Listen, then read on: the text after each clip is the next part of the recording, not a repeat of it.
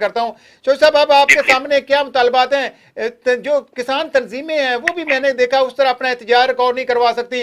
अगर आप किसानों की आवाज बनते हैं तो अपने मुतालबात भी मनवाने चाहिए आपको।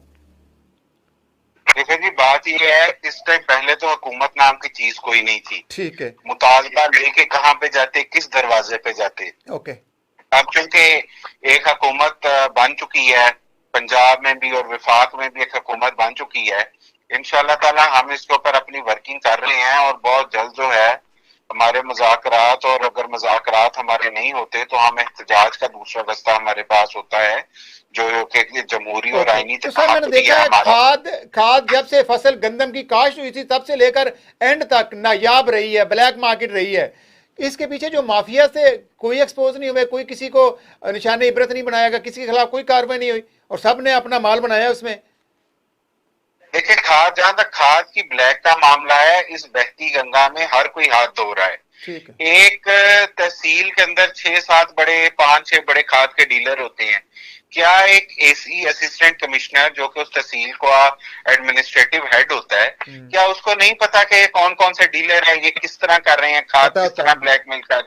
अभी आपने हुकूमत की बात की शजरकारी मुहिम को लेके, कि हुकूमत के लिए कोई काम भी मुश्किल नहीं होता। बिल्कुल सही कहा। यहाँ पे डॉलर्स के खिलाफ जब क्रैकडाउन किया गया था तो प्लाजों के अंदर बनी हुई बेसमेंट्स के अंदर से भी डॉलर निकल आए थे। बिल्कुल ठीक कहा। बैंकों के अंदर पड़े लॉकर्स के अंदर से भी डॉलर निकल आए थे। डॉलर तो एक ऐसी कमोडिटी है जो आप ब्रीफ केस में भी डाल के कहीं ना कहीं मूव कर सकते हैं। खाद एक ऐसी चीज है जिसके लिए आपको मूव करने के लिए भी 500,000 बोरी के लिए बिल्कुल सही 22 कहा। व्हीलर ट्राले चाहिए। क्या वो 22 व्हीलर ट्राले इंतजामिया की आंखों से, हमारे इदारों की आंखों से उजल हो जाते हैं? अगर उनको पता है कि ये कहाँ से खाद आ रही है और किधर जा रही है। देखिए, 3 बड़े कंपनियां हैं इस मुल्क में खाद बनाने वाली, एंग्रो, फौजी और सॉरी फातिमा। आप तीनों कंपनियों से रिकॉर्ड मंगवा लें, उनसे देख पता करवा लें कि उन्होंने खाद किस किस डीलर को दी है बिल्कुल और ठीक कहाँ है। कहाँ पे कितनी कितनी खाद दी है।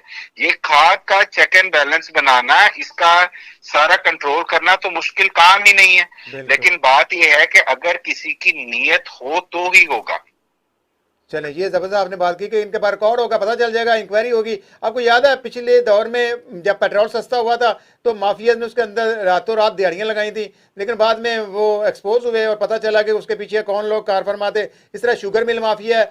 आपकी बात सही है कि अगर हुकूमत चाहे संजीदगी से गौर करे तो इन मसाइल पर काबू पाया जा सकता है और ब्लैक मार्केट को रोका जा सकता है। हाँ जी, बिल्कुल ऐसे है जी, बिल्कुल ऐसे। अगर हुकूमत आज एक फैसला कर लेती है कि हमने खाद की ब्लैक नहीं होने देनी, अगले दिन और डीसी और एसी साहिबान को ये हुक्मनामा जारी कर दिया जाता है कि वो अपने जिले और अपनी तहसील में खाद का रेट कंट्रोल करें, तो ये पॉसिबल ही नहीं है कि खाद की बोरी 100 रुपया भी ब्लैक में बिक सके। चलें। अच्छा सर, गंदम के अलावा चावल और गन्ना, ये 3 फसलें थी। शुगर माफिया तो आपको पता ही है, उनका बहुत ज़्यादा असर सूख है, वो अपनी चीज़ों को कंट्रोल कर लेते हैं। चावल ज़्यादा अहम है या शुगर ज़्यादा अहम है, मतलब चीनी ज़्यादा अहम है? देखें, यहाँ पे बात यह है कि इस टाइम हमारा मुल्क जिन चीजों के अंदर से गुजर रहा है, हमें हर एक चीज का कॉस्ट एंड बेनिफिट एनालिसिस करना है। हमें ये देखना है कि हम अपने अवेलेबल रिसोर्सेज से बेहतरीन और सस्ती क्या चीज पैदा कर सकते हैं। अगर हमें कोई चीज महंगी पड़ती है, उसको प्रोड्यूस करना यहाँ पे महंगा पड़ता है, तो बेहतर है कि हम उस चीज को बाहर से मंगवा लें। जिस तरह अगर शुगर की बात की जाए तो मेरे ख्याल के अंदर चीनी अगर हम बाहर से मंगवा लें और चीनी को अगर हम यहाँ पैदा करें, उसके मुकाबले में बाहर की चीनी हमें सस्ती पड़ती है। उसके बरक्स अगर हम चावल पे फोकस ज्यादा करते हैं तो चावल एक ऐसी कमोडिटी है जो कि इस साल अच्छा खासा तादाद में एक्सपोर्ट भी हुआ है, जिससे हमारे मुल्क के अंदर डॉलर का इनफ्लो बढ़ा है।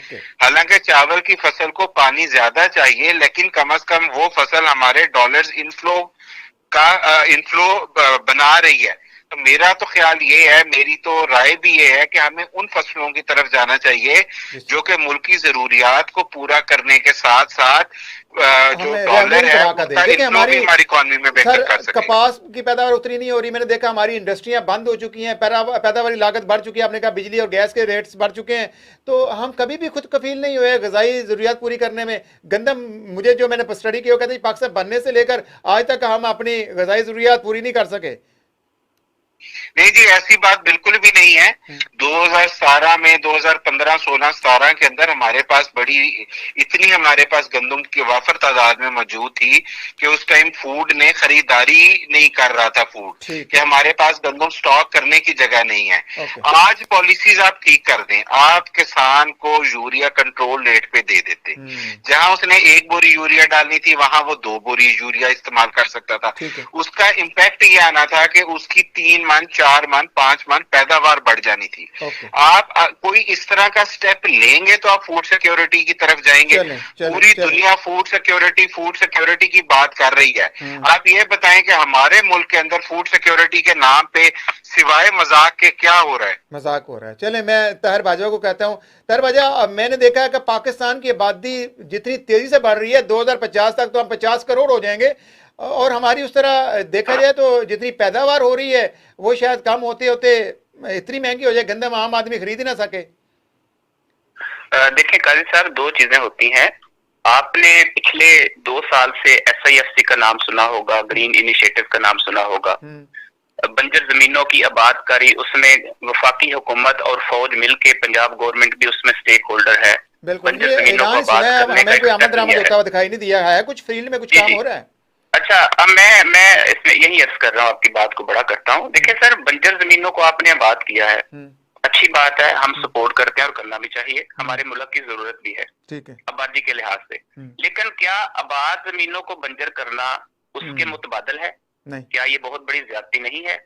आपकी एक एग्जांपल देता हूँ कि डिस्ट्रिक्ट कसूर और लाहौर की जो बॉर्डर है, बॉर्डर से लेके आपको तकरीबन ये पाकपतन एरिया, मुल्तान तक, जहाँ पे रिवर ब्यास की ओल्ड बेड चल रही है, हजारों नहीं लाखों एकड़ जमीनें हैं जो वाटर लॉक हैं, कलराखी जमीनें हैं, और उनका वाहद हल नहरी पानी है। ठीक।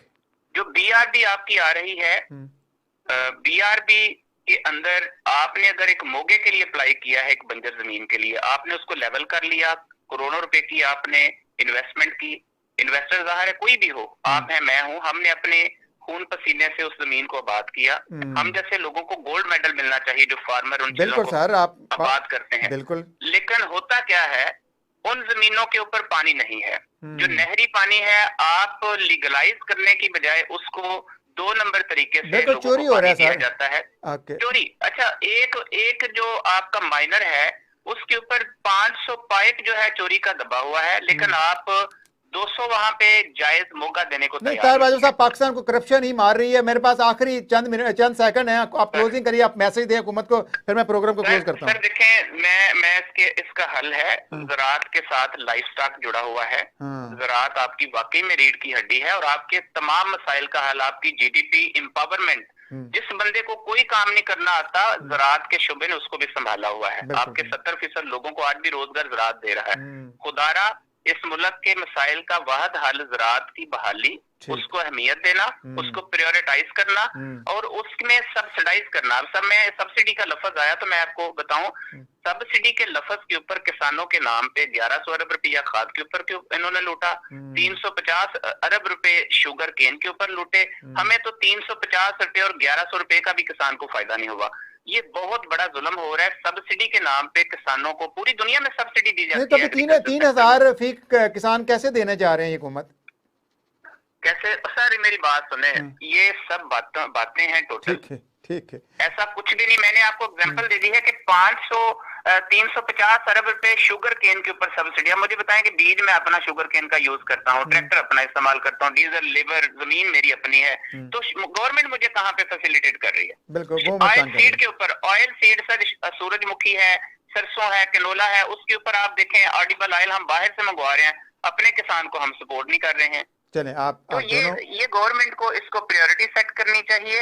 इसको ज़राअत को नंबर 1 एक इंडस्ट्री का दर्जा दे के इसको कम से कम 10 साल के लिए मुकम्मल तौर पे टैक्स फ्री किया जाए। ठीक है। और मेरा ख्याल है कि यही वाहिद हल है। चलें, आपका बहुत शुक्रिया साहब, आपका भी बहुत शुक्रिया। OIMF के पास हम जा रहे हैं तो वो भी कह रहे हैं जी ज़राअत के ऊपर टैक्सेस लगाएं। हालांकि ज़राअत किसान को तो पहले ही अगर इन्होंने मार दिया हुआ है तो किसान के पल्ले भी कुछ नहीं है, इस टाइम ज़मीन के ठेके हैं। तो बहरहाल नाज़रीन, आपने मेरे मेहमानों की बातें सुनी, इसमें कोई शक नहीं है कि पाकिस्तान की ज़राअत पाकिस्तान की मुशीअत को सहारा दे सकती है और हम कसीर तादाद में ज़र मुबादला भी कमा सकते हैं। लेकिन शायद हमारी तरजीहात में ही शामिल नहीं है, ज़राअत को इंडस्ट्री का भी दर्जा नहीं दिया जा सका, और इस तरह और बहुत से मसाइल हैं। अब हमारे ताकतवर हलकों को भी और हमारे हुक्मरानों को भी एक एमरजेंसी नाफिज करनी होगी और ज़राअत को टोटली सब्सिडी का देकर और ज़्यादा से ज़्यादा पैदावार हासिल करनी चाहिए, और जिन अजनास की ज़रूरत है सिर्फ उन्हीं को काश करवाया जाए। आज के प्रोग्राम से इतने, कल फिर मुलाकात होगी। अल्लाह हाफ़िज़ नासर।